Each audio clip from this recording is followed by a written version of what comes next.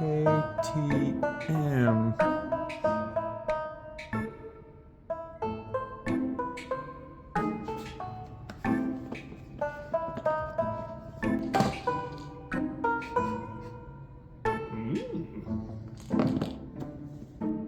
Huh?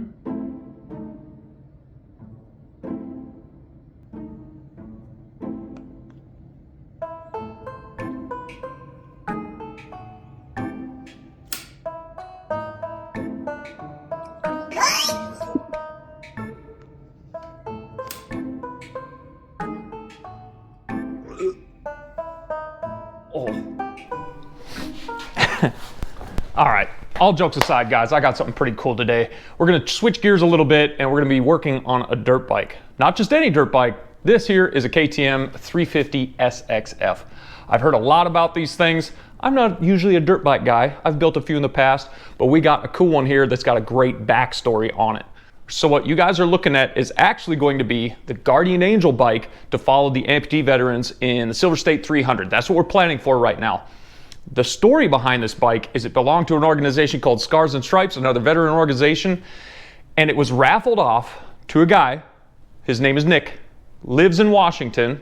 It was making its way from Massachusetts all the way out to the West Coast, but through social media, watching some podcasts and talking to Jason Zittel, it made its way to me to become the Guardian Angel bike because Nick, who heard about what we were doing, said he'd like to volunteer the bike, hand it over to us. He's also a quad guy. Said he'd like us to take this bike, put a couple guys on it to ride as Guardian Angels and follow the amputee veterans through the desert race. So through all these different exchanges, it's made its way into my hands, and now I get to go work on this thing. We've got a few things to do to it. It's a pretty new bike, so I don't have a whole lot to do.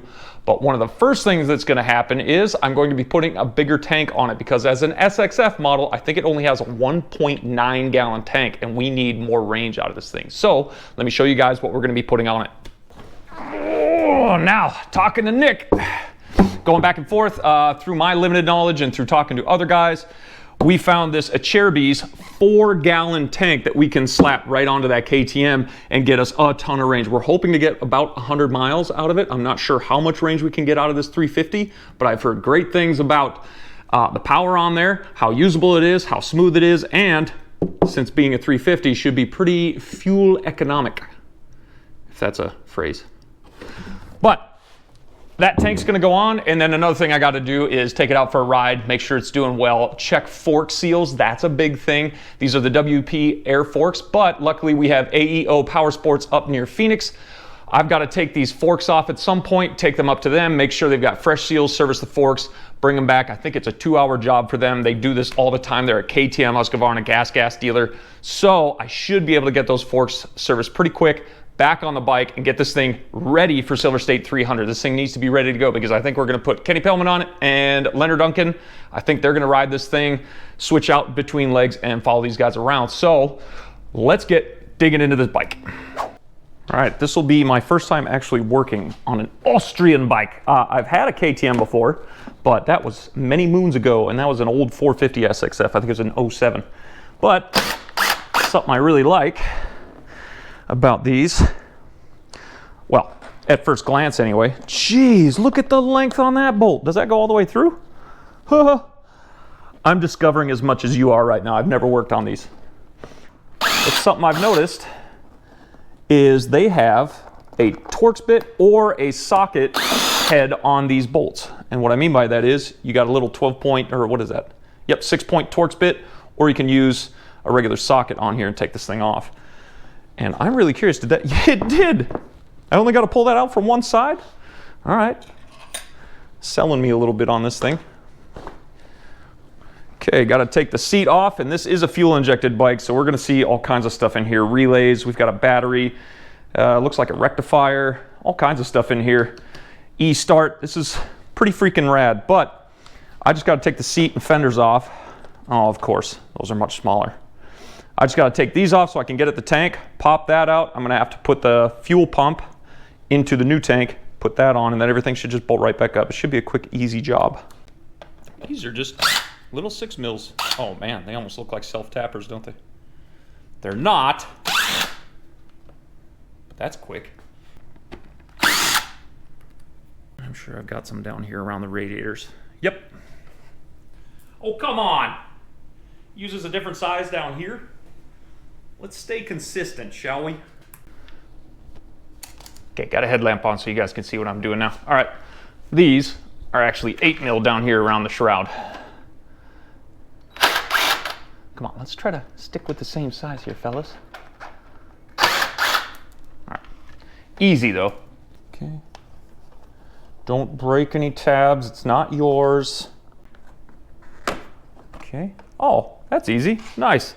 Has a little tab to hold on to the tank here. Keep the plastics tight, that's cool. Okay. Huh. Whew. So far, so good.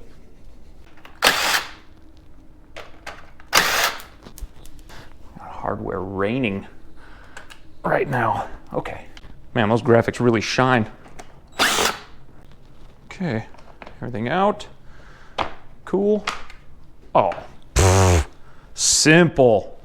All right, you guys should be able to see right here. There's that little fuel pump. And that's just gonna get transferred over to the new tank. I also gotta make sure I get this hose moved over because it comes with a new cap. What else?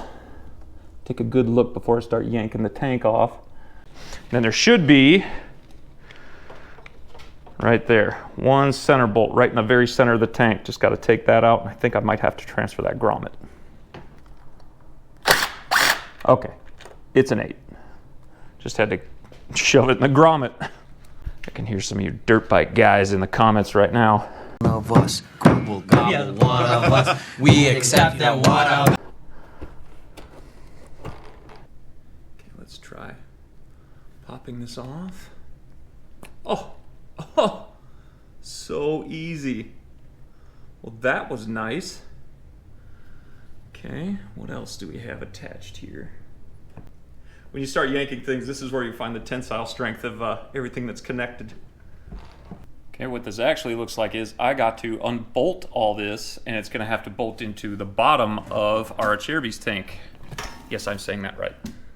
So that's where those will have to go. Fuel drain and fuel feed. So I'm going to pull this plug. I'm going to fill this can with it because I've already got a couple gallons of fuel in there. Whoops. Hey, I lucked out.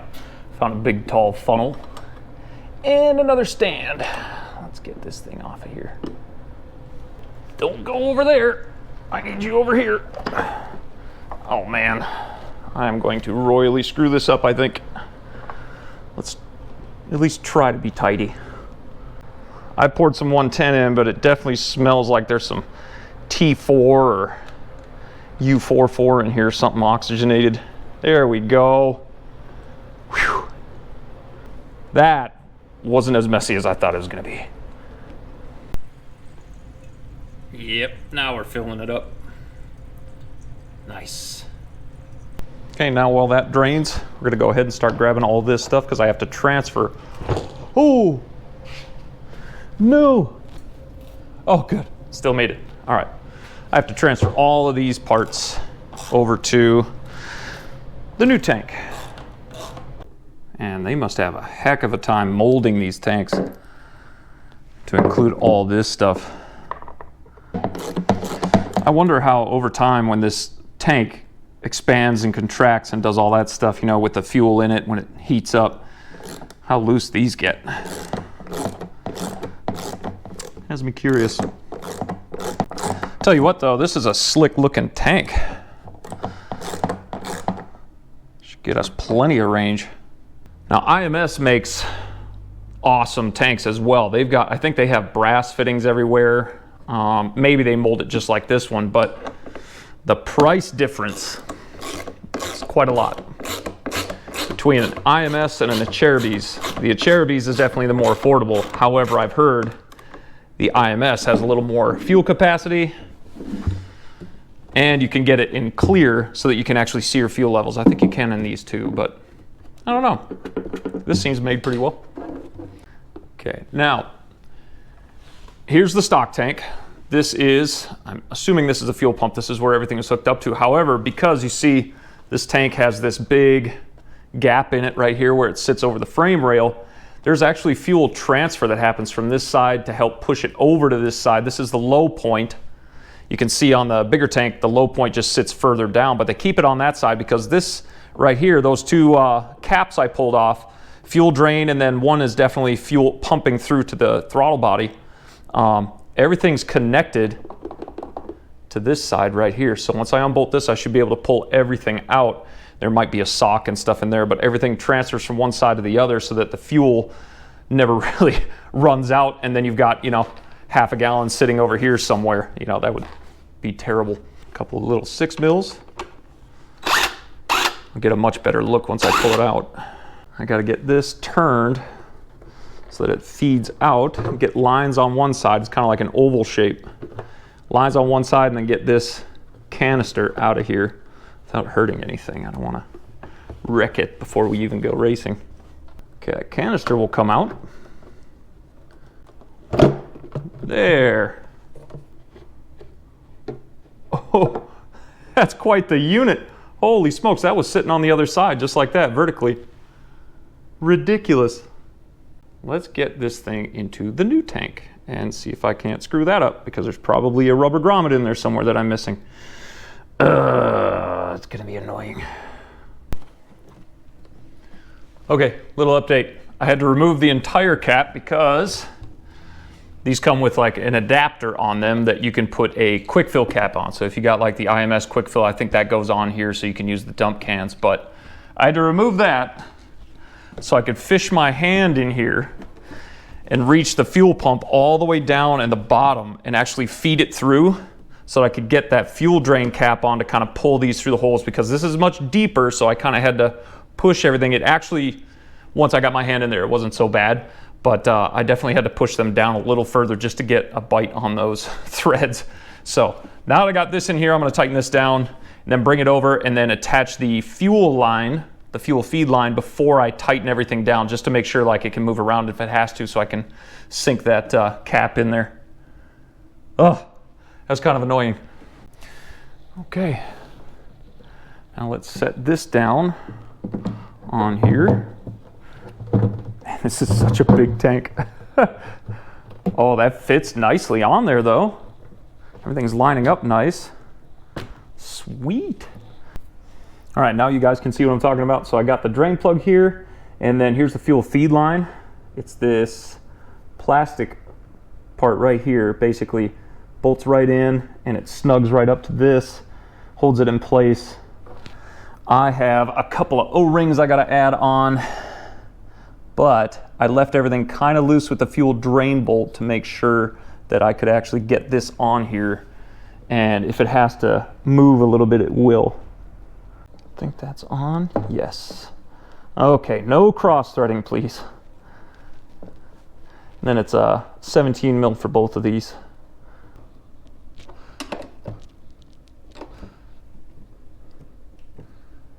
Okay. Now let's pour some fuel in to make sure it doesn't leak. Guys, tell me if you see any, yeah? Please don't leak. You guys see anything? The next test will be starting it and make sure I didn't pop any lines off internally. Okay. Now we just have to pop this bad boy back on. Now, let's see if this works. Oh, sorry. Start button's over here. Ho-ho! All right.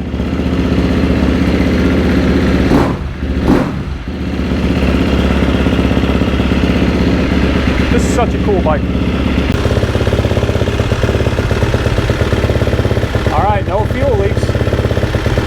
Sweet! It is so much bigger. That's what she said. There's a gallon of fuel in there and you can barely tell.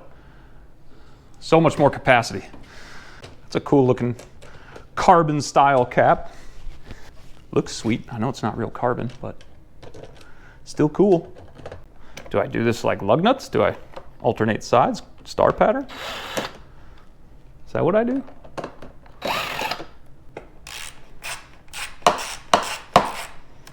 Okay, see if I can remember how this goes on here. Okay. Boy, that's a nice fit.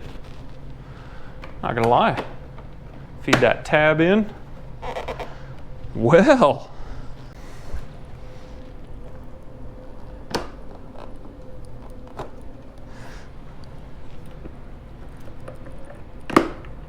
Now I know what you guys are saying. With that tank being that high, the seat being right there, aren't you gonna, you know, maybe rack the family jewels? Well, I'm here to tell you, yes, that's a possibility. Just stay back of the tank, I guess. I didn't like how small the head of these bolts were going through the plastic on top of the tank, so I just added slightly oversized washer. That should help hold it still without cutting through the plastic. Okay. Ooh, double grommets. Make sure I get that right. Okay. Hey, first try. Big old desert tank.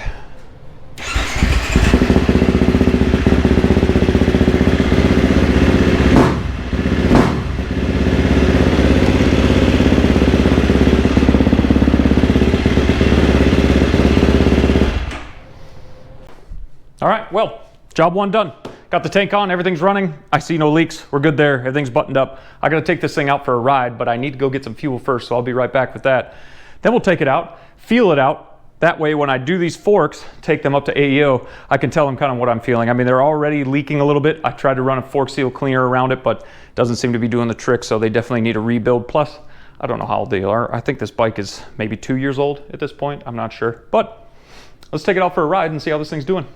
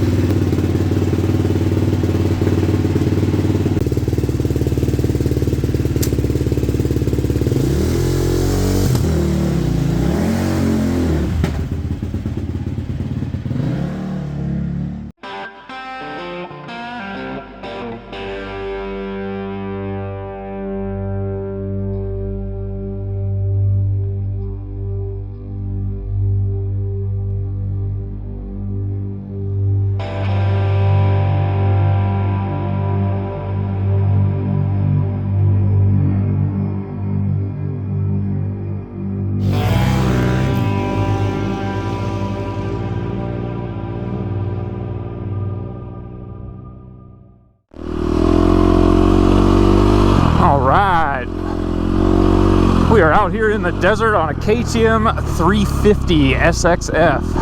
Now, if you're here to watch me throw fat whips over some big hucks, you might want to tune out. I'm not going to be doing that. One, it's not my bike, and two, I don't have those kinds of skills. But what I am doing is I'm kind of shaking down this bike. I just put this 4-gallon Acherbis tank on here because I'm prepping this thing to be a Guardian Angel bike for a desert race. It's going to follow some amputee riders through the Silver State 300 and possibly more races after that. I'm also kind of getting a feel for dirt bikes. The newest dirt bike I've ever owned was a 2007 KTM. That was a 350SX-F. This is a 2022 KTM 350SX-F.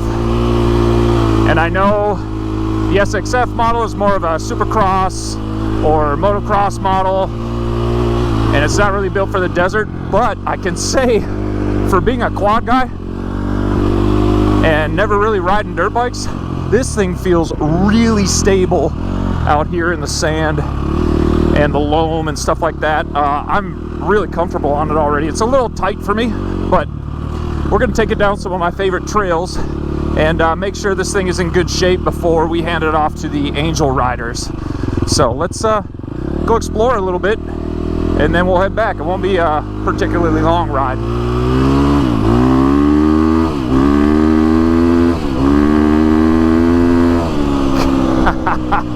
Now, I'm a big rider. I would be on the heavy side. I'm over 240 pounds, a little over 6 feet.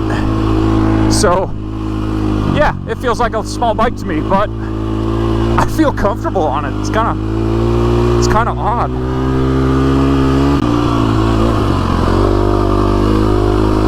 You guys are joining me on one of the best times to ride. Everything is in bloom. We're kind of late in spring. The spring bloom has already happened, so everything is a little past peak. But man, is it beautiful out here. The ocotillos are green all the way up the stalks, red right at the very tips. It's just gorgeous to be out here. So I'm going to take you guys down one of my favorite little flowy trails here towards the mountain and kind of goof off over there.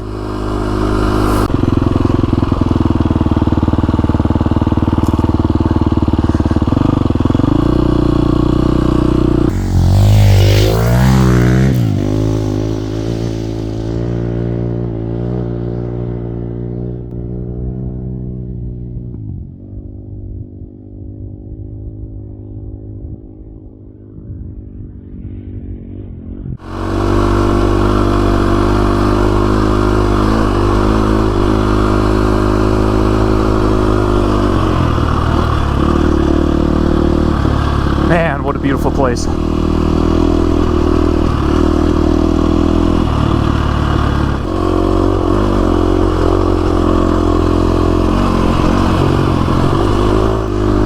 Now, one of the things that really surprised me about this bike is how easy it is to ride right off the rip. I mean, one, this is pretty soft conditions and it just feels stable. I don't get a whole lot of head twitch up here. It actually feels really stable. The rear isn't wagging around.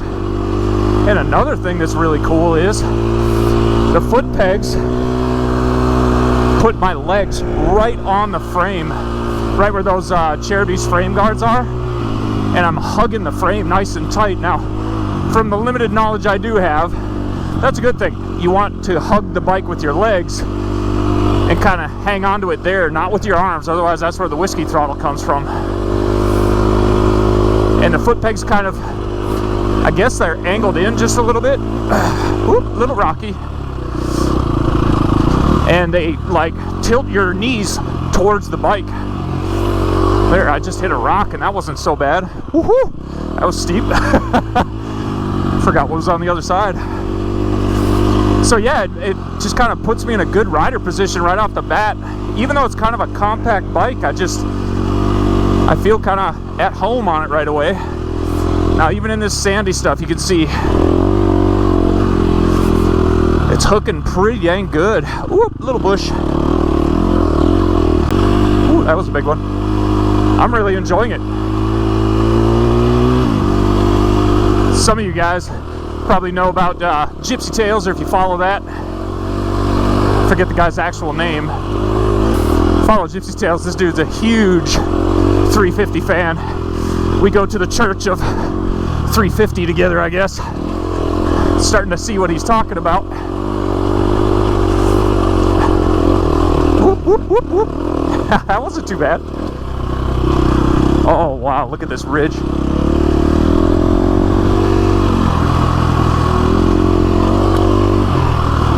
I know this suspension is way too soft for me, but it's handling this really well. Maybe that's why, because in desert you want softer settings, so it's working out here. Oh, this is such a cool trail. You guys have been in this area before. Remember, I took the Lisies out here around New Year's to explore an abandoned mine. Whoop, little bush. Don't stare at where you don't want to go. Look at where you want to go. That was a classic example right there. Staring at the bush like, don't hit it, and I hit it.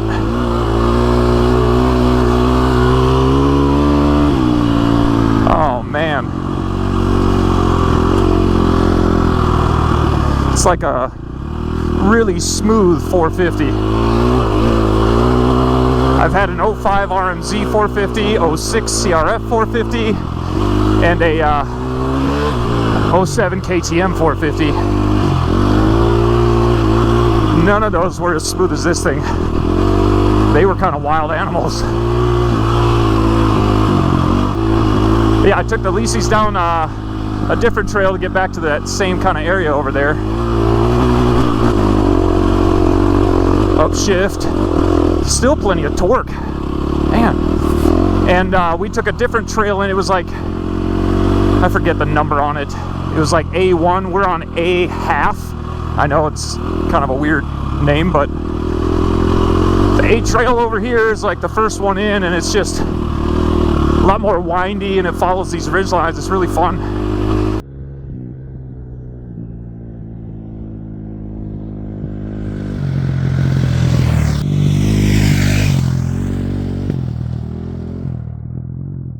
All right, stay off that front brake. Nice steep hill. I know I'll probably get roasted in the comments for riding technique and stuff like that, or hey man, why are you switching to dirt bikes? I'm not. I'm just having fun on one. However, I'm not against adding dirt bikes to my repertoire. All right, so that says 1A. So now I can kind of turn and head back and start making my way towards the ridgeline, because it gets really rocky in there. But I'll take you guys up to another one of my favorite spots, and then we'll cruise around up there, get a bird's eye view of the town, eh?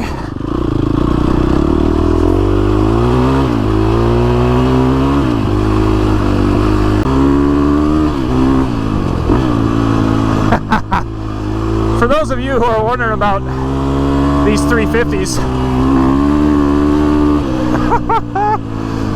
they're really fun.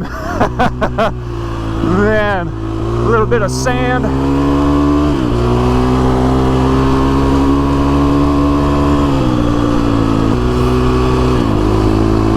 Oh man, a little wide open. Woo!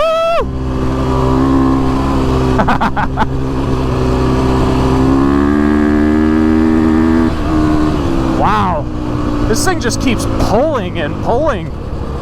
Like when you get up there in the RPMs, that's really exciting.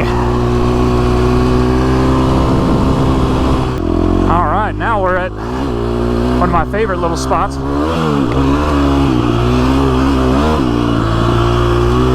We're going right up to the ridge line here. Plenty of nice trail.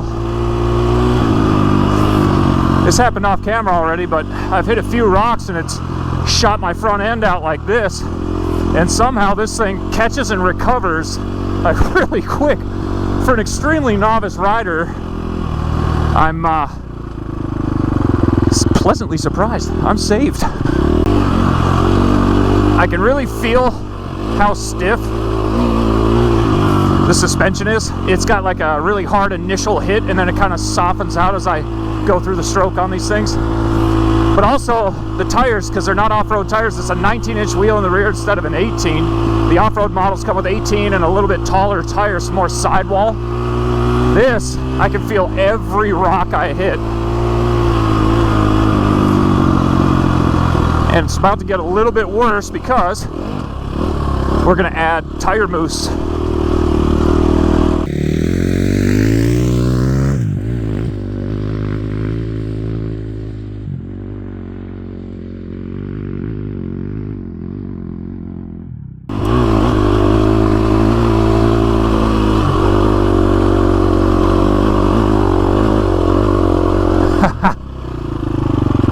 Fun little hill climb. Can't turn around like I normally do. Can't just whip a donut. At least not yet. Also, gotta stay off that front brake or I'm gonna tuck my front end, and that's gonna be a bad day. Ooh, bumpy. Now, something that I really like about this, especially for in the desert, if we're going to be doing some long distance, this hydraulic clutch.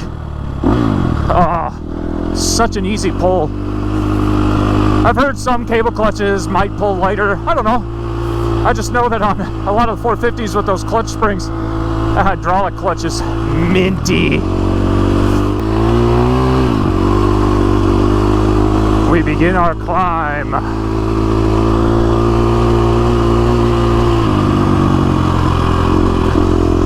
I love these ridge lines. There's a trail on top of almost every single one of them, at least all the ones that go straight to the top. But they flow, they just have like this really beautiful flow through some of the Ocotillo, some of these bushes. There's some trees down on the bottom.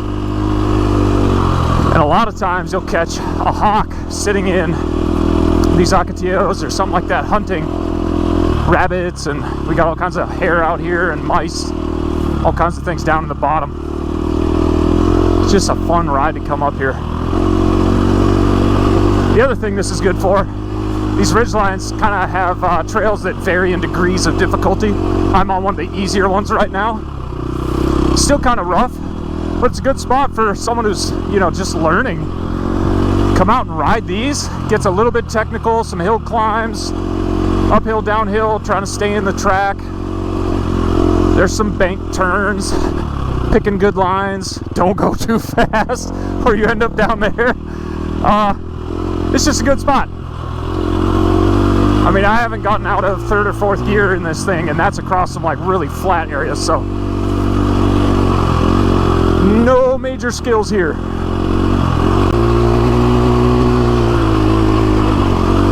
There we go. Oh yeah, one of my favorite spots.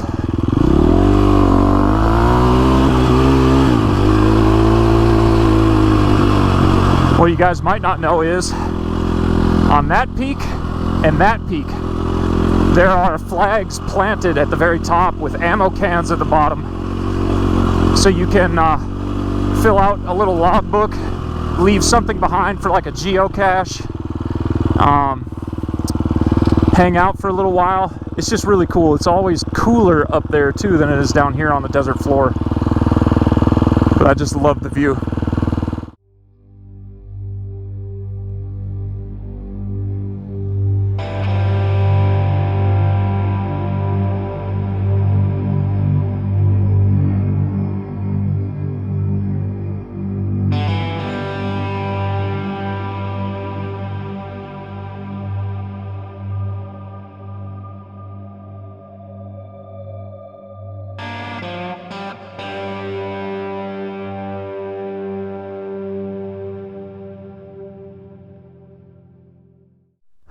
Well, I would love to stay up here all day and enjoy the view, but the sun's getting higher in the sky and we're already tickling 100 degrees out here in Arizona, so you might say it's a little warm. But I'm gonna hop back on this thing, roll it back to the garage, and I will see you guys in there.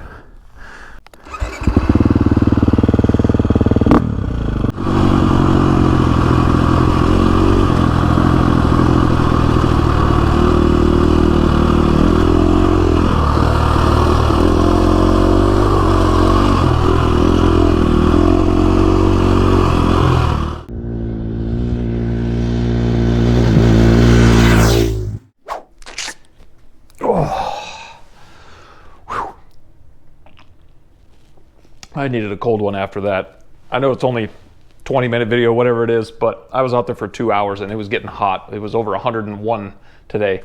Thoughts? Man, this KTM 350 is a great bike.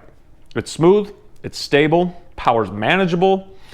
I like the gripper seat on it, hydraulic clutch. There's a lot of things to like here. There's only 29 hours, or there was about 29 hours when I started the ride on the engine itself, so this thing is pretty low hour. Things we're gonna improve. Well, we already know about the forks. I'm gonna take those up and get those serviced at AEO. We're gonna soften those things up, probably set them for about a 200-pound rider, kind of in between the two guys that are gonna be riding it. We're gonna get some tire mousse installed in this thing. I'm gonna go through, make sure it has an oil change, fresh filter, basic service before we start the race. Make sure the chain is still good. I think that's a pretty new chain, so we'll clean that up. Things like that, basically get this thing prepped and ready for the desert race. Otherwise, I'm impressed with this 350. For a guy who doesn't ride dirt bikes very much, that thing was pretty easy to get on and just go learn, which is great. I got a lot more out of it. It wasn't intimidating. It was really fun. When I turned the camera off and was heading back to the garage, I actually went out and spun another lap in that big loop I showed you guys. That was really fun. I got a little bit quicker, got a little bit loose a couple times, but had a lot of fun with it. So let me know. You guys can write it down in the comments, whatever you want to do. Should I do some more dirt bike content? I mean, I would love to do some more in the future. Man, I'd like to have a new dirt bike at some point. If I ever get enough subs, and if I ever make anything off this channel that might help me get a dirt bike, I'll do it. But got a long way to go before we do that. This is just a tiny little channel, but I'm having a lot of fun with it. So hopefully I can do some more things like that in the future, but we're gonna keep working on this KTM. I've got plenty of other stuff to build. You guys can see I've got the OG on the channel is back on the rack. It's getting rebuilt, but we got plenty more in the works. I'm gonna keep trying to pump stuff out. We're starting to get back up to speed weekly, doing things once a week. Man, it's been a fun one. I hope to see you guys in the next video, and I will catch you then.